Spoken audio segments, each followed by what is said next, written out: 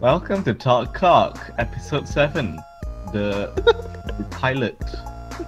Wait, why are we doing episode 7? Let's just do Talk Cock 2.0, episode 1. No, The I want to start from censored- episode 7. The censored, No, I muted want- version of Talk Cock. It's not neutered, okay? And it's how do I put it? It's more. Welcome to Talk Cock, the circumcised edition.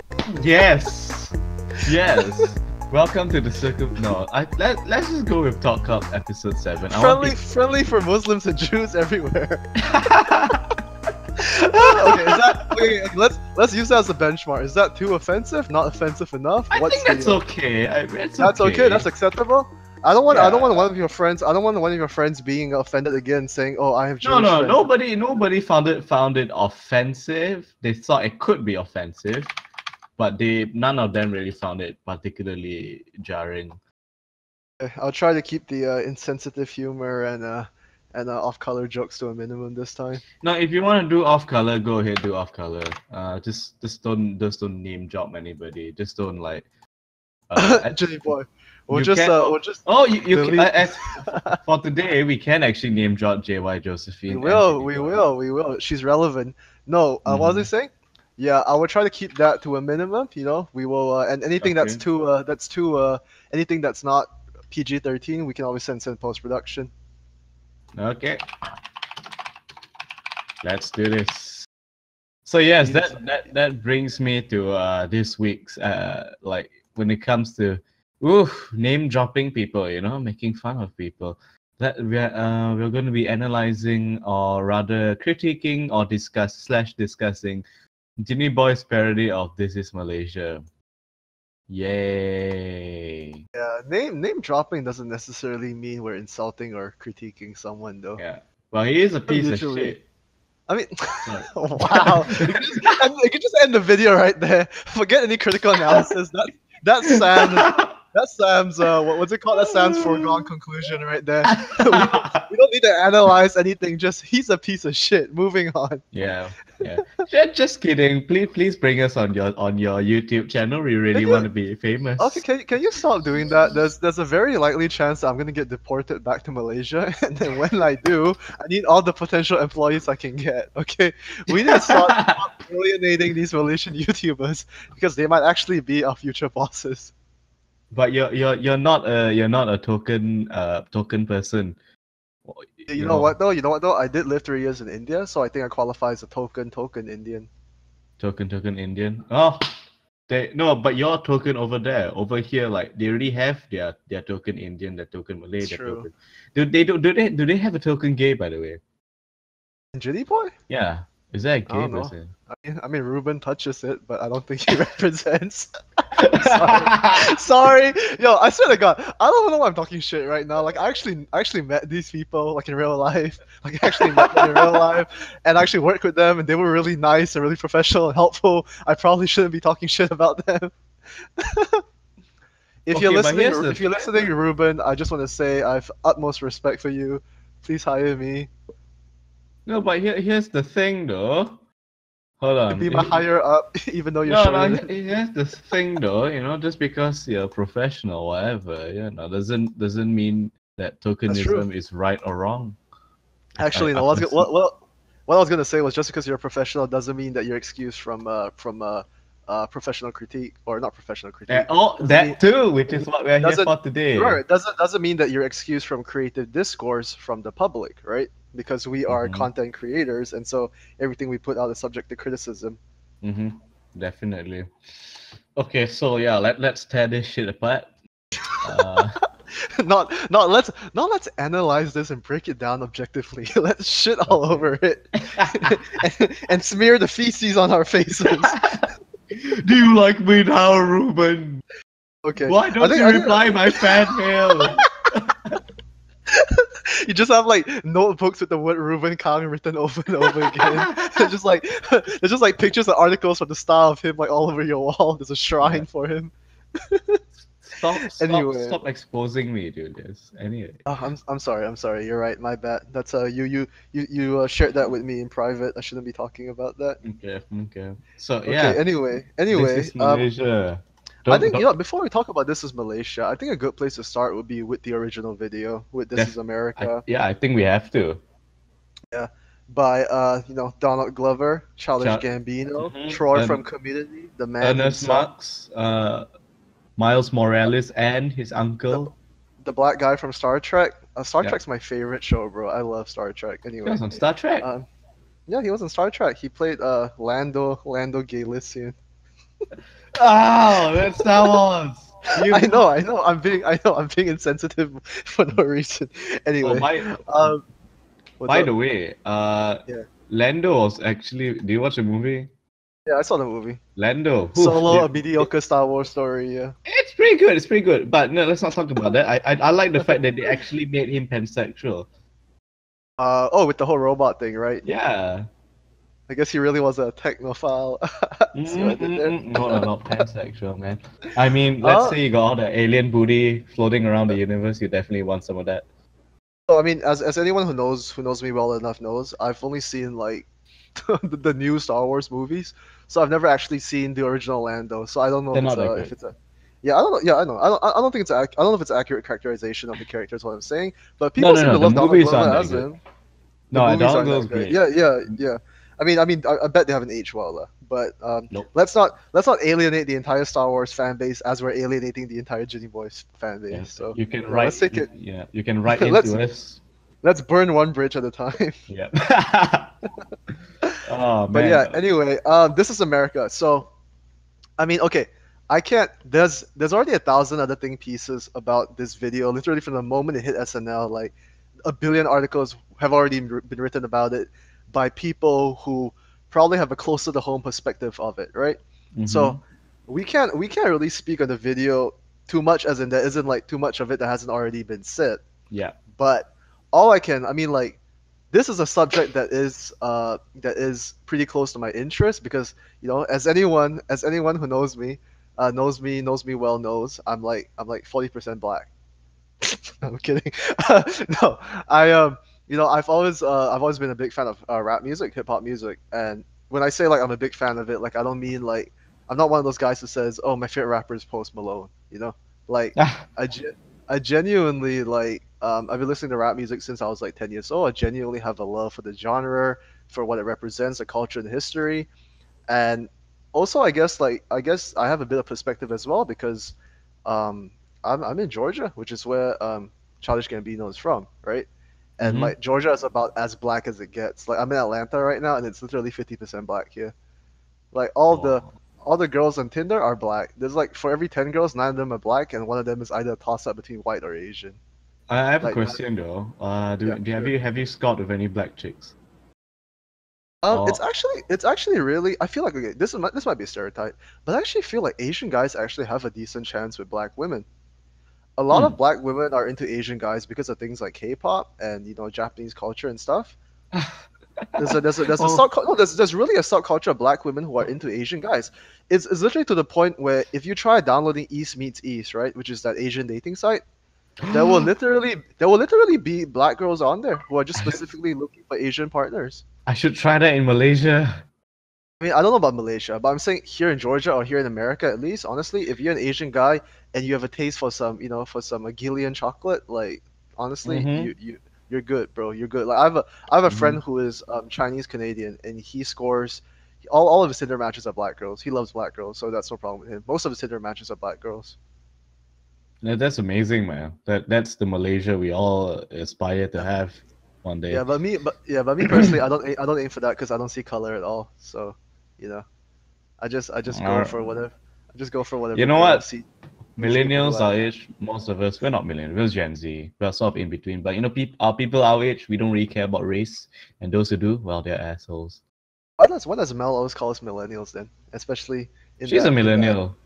Hold on, let's clear this up. Gen Z. Yeah. Oh, it's after millennials. We're not Gen Z. We're Gen Y. No. Gen Y is millennials. Gen Z is 1995. Exactly. So technically we are millennials. We are millennials. No. After 1995. Wait, I'm gonna Google this real quick. Yo, what? 1995? Gen Y are millennials, lah, bro. It literally says on Wikipedia. No. We all know Wikipedia is true. are Gen Z.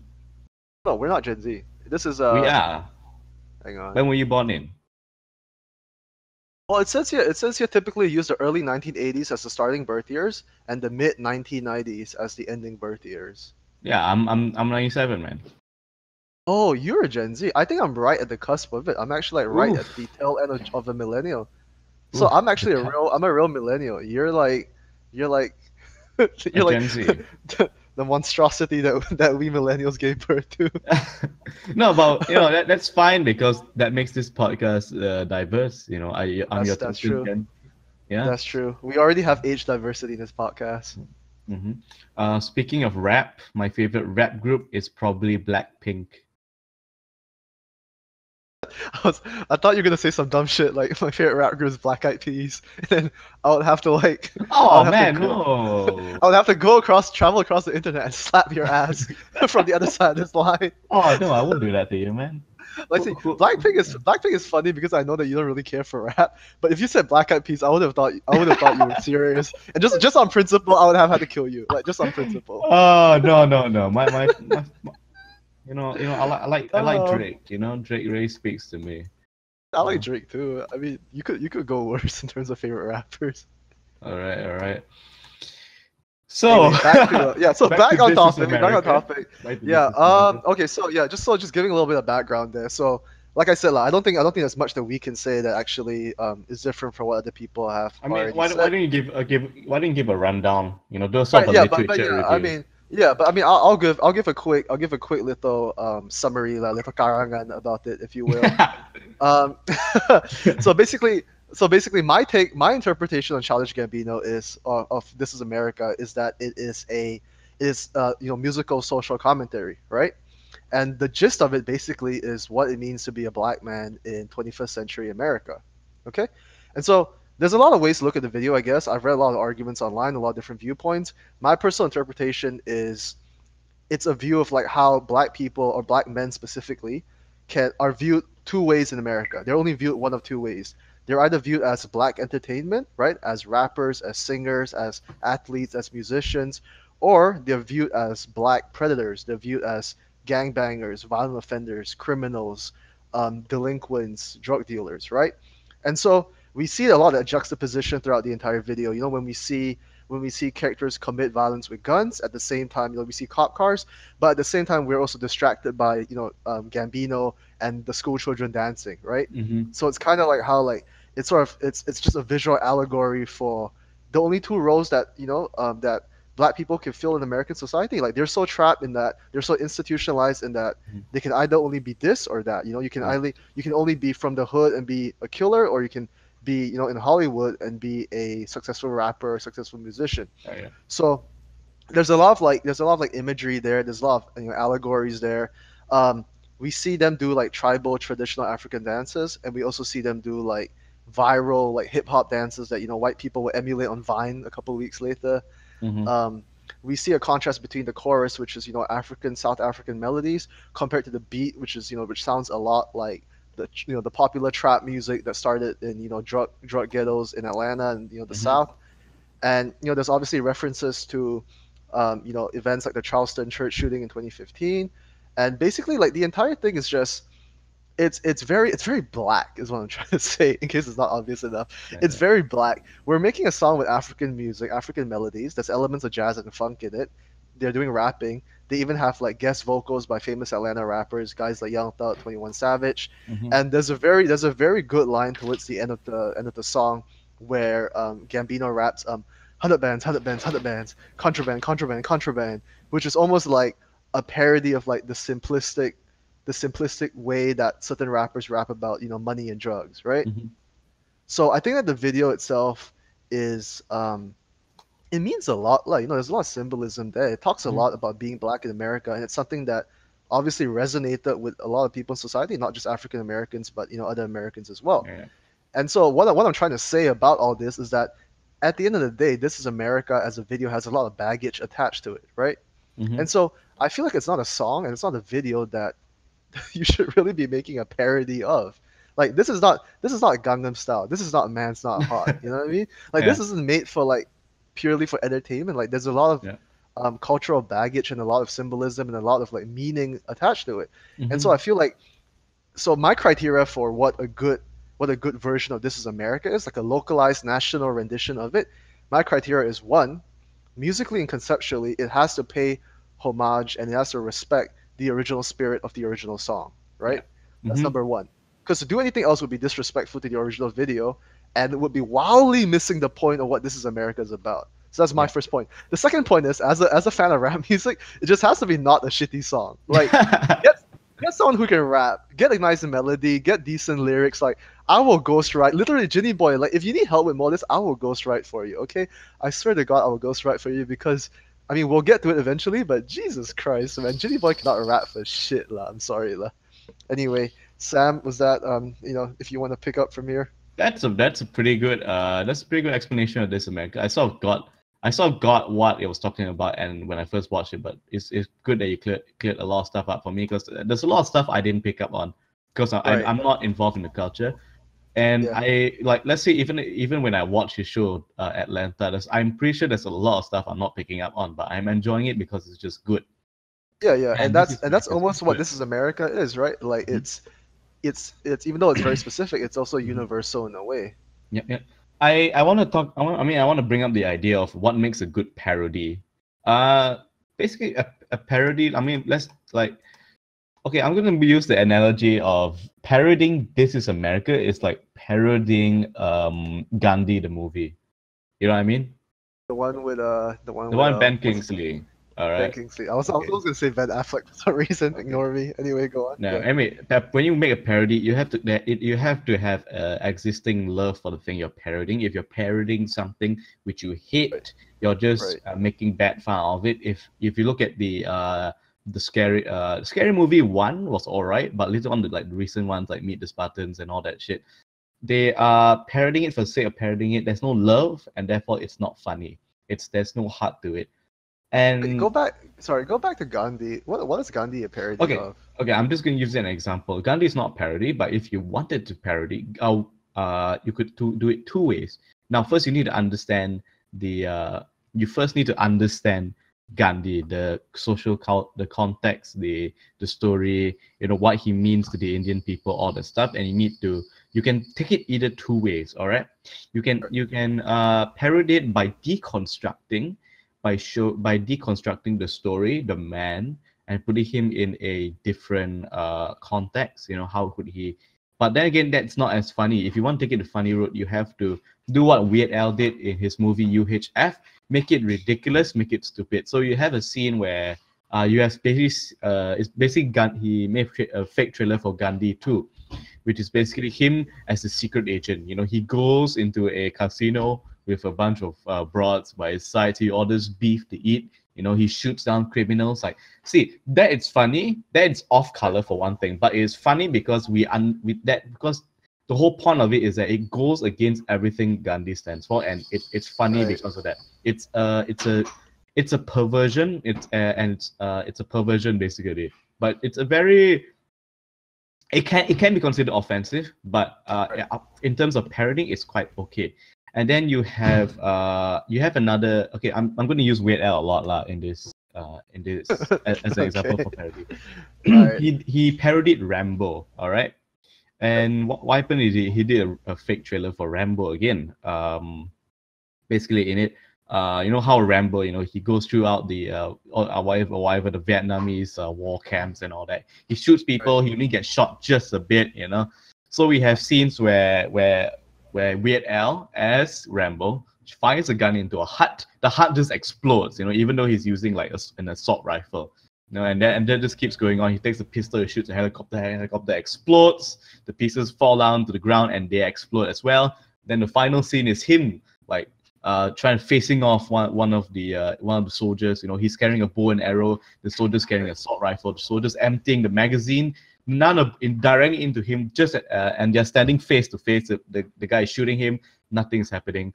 Then he fires the arrow. The arrow hits the guy, and the guy explodes. Right. Now that's funny. That's a good parody because you're taking the things that are wrong with Rambo, the unrealistic aspects, and putting it up to 11. Again, you are deconstructing or like or perverting like what the original intention. Now, when it comes to something like This Is America, there has to be a love for the source. There has to be an understanding of the source, because a parody is a reaction to the source.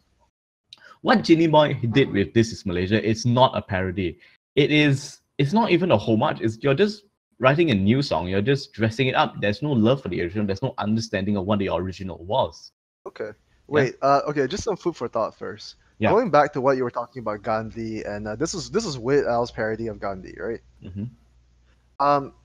Okay. Do you almost feel like, okay, not to say that any subjects are beyond parody, right? Obviously, regardless of the severity of a subject, comedy can be found in the darkest of places, right? Yeah.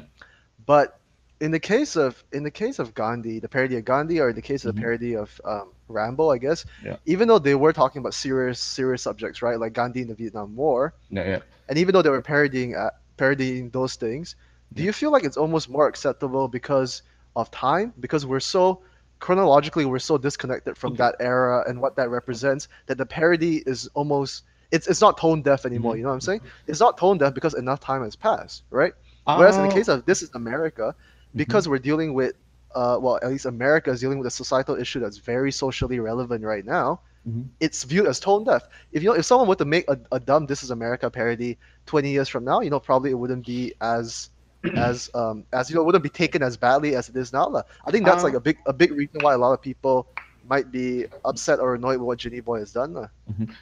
A lot of people aren't annoyed. I think a lot of people like it, judging from the comments. But going back to Weird Al, I do not. Okay, I just want to give a bit more context. I think I forgot to do that earlier.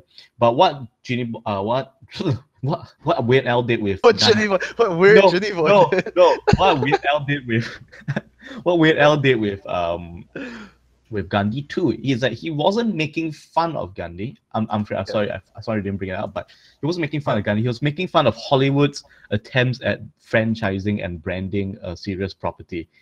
And because it's Gandhi too, they made a sequel to the movie. He's making fun of the fact that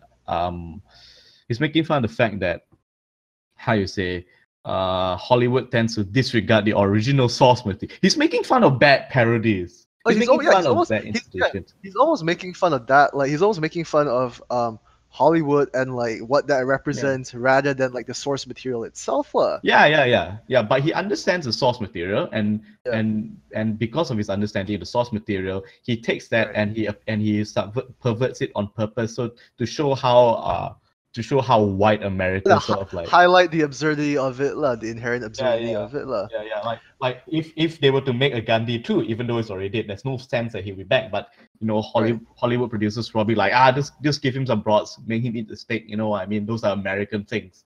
Yeah, absolutely. And that's okay, before to get at. Yeah, that's a good point. Before we go on to Jinnyboy though, can we look at the women's edit of This Is America? Have you seen that? I have not. Okay, you can just go watch it. You can just turn the music off and just kind of watch it as I'm talking about it. Okay, but basically it's a Canadian. It's made by a Canadian YouTuber Nicole Arbor, and for some reason she woke up one morning and decided that it would be a good idea to make a version of This Is America, that's about feminism and about women.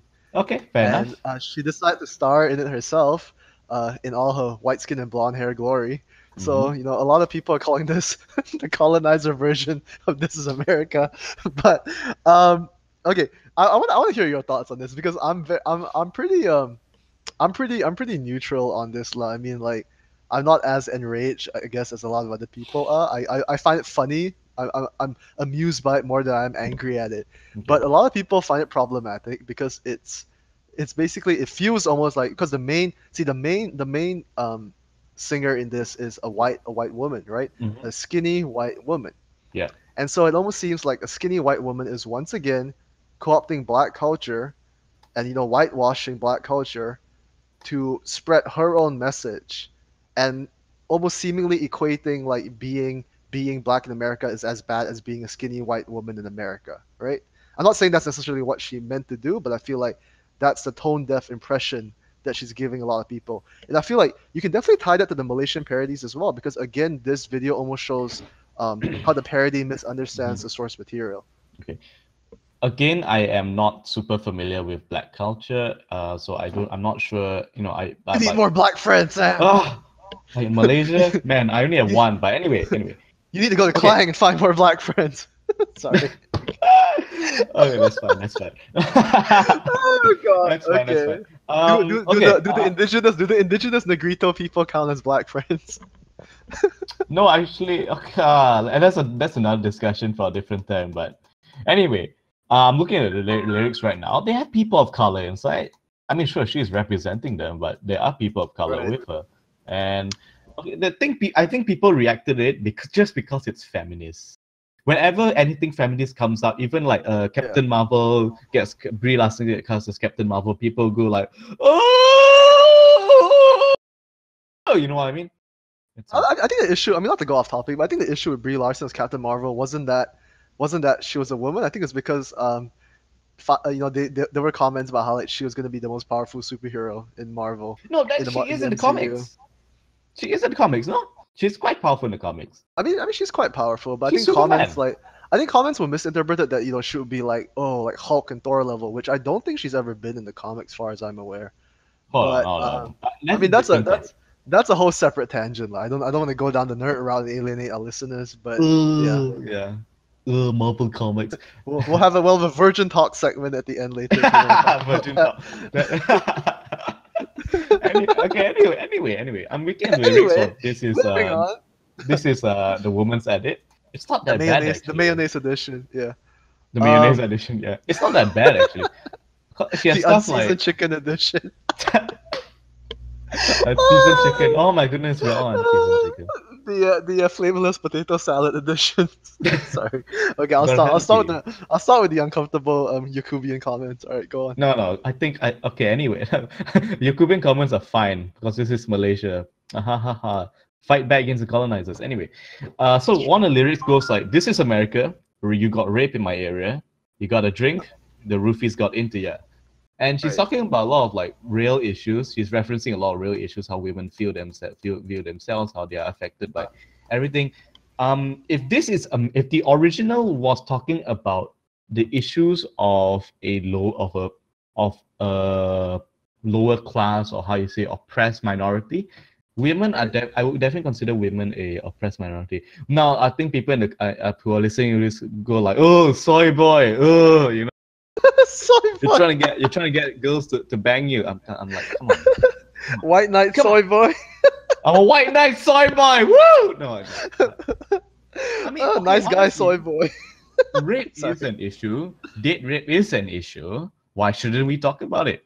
I'm pretty sure it's just as bad as, let's say, black people getting shot by police. You know what I mean? It's still a bad thing. And what I think, I'm not exactly sure. I need to read more into this, but my impression of this is that the negative backlash to the women's edit is basically just because it's feminist. So you think it's more of a feminist thing? Yeah, obviously. Now, okay, I'll have People to hate verify women. this. I'll have to verify this, but I did read some tweets by black women Mm-hmm. who said that they were against this, and they said that I think it was to the effect of like, if you don't understand why this is a bad video, then you're a bad feminist. You're not a woke feminist, is what they said. Okay. Like, I think the problem, honestly, I think the problem isn't really gender so much as it is racial. Mm-hmm.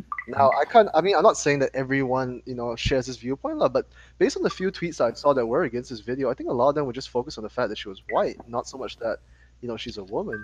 Okay. I do understand. I mean, okay, dude, imagine if the woman, the frontliner, okay, not Yeah. Nicole, but someone else, like a black Yeah. woman, like a proper black Yeah. woman from Atlanta. Right. Imagine if she did this. Imagine how much higher this would have been taken. No, I know. I think it would have been more accepted that way. Yeah.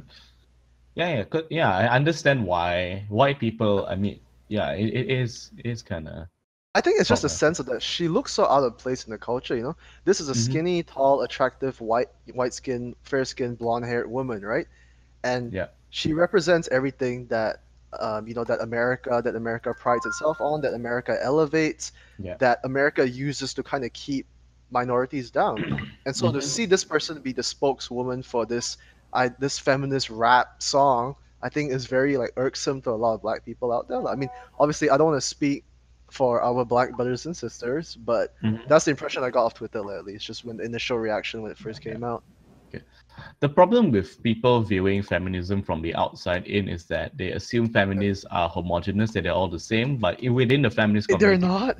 They're yeah, not. Sam? they're What? not. They're not. They have I thought. disagreements. It's an ever-going culture. It's a I discussion. thought I thought all feminists dye their hair, cut it short, eat kale, and don't shave their vaginas. I thought that's what all feminists do. Have you seen any black women do that? I don't know. I don't associate with feminists, Sam. Ew.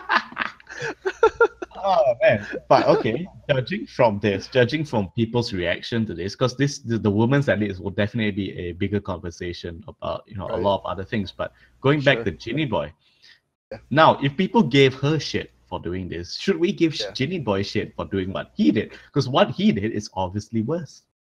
Okay, can I add a final point about the white people version of Yeah, the sure, song? go ahead. Bash them. I just want to say that my biggest issue with it is not the racial connotations. My biggest issue is that it's just a whack song. It's a terrible song. Like, just from a purely musical standpoint, there's this one lyric she raps at the end of it where she says, "I know I'm being childish, Gambino." Like, you get it? Huh? Like, it's like she said, I'm being childish, Gambino." What? Like she's talking about something else. She's talking about how she's being childish, and then she drops Gambino at the end of it as like, haha, it's wordplay, get it? Because this is a parody of a song by Childish Gambino.